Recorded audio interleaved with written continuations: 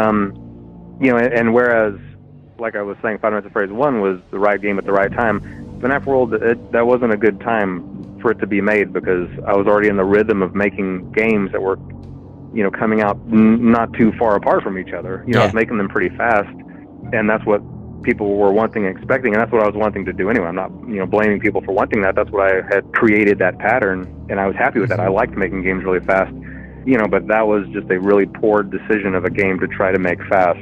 In hindsight, like now would have probably been a better time to sit back and work on something like that. Yeah, definitely. I mean, like after all the after I was kind of satisfied with all the Canon games and other companies that, kind of taken on some other projects, then I could sit back and maybe enjoy making an RPG, and spend a couple of years on it, and just make something really nice, kind of, that looked like the Desolate Hope, really make some nice 3D models for it. Oh, and another mistake I made was FNaF World, I was designing it for mobile.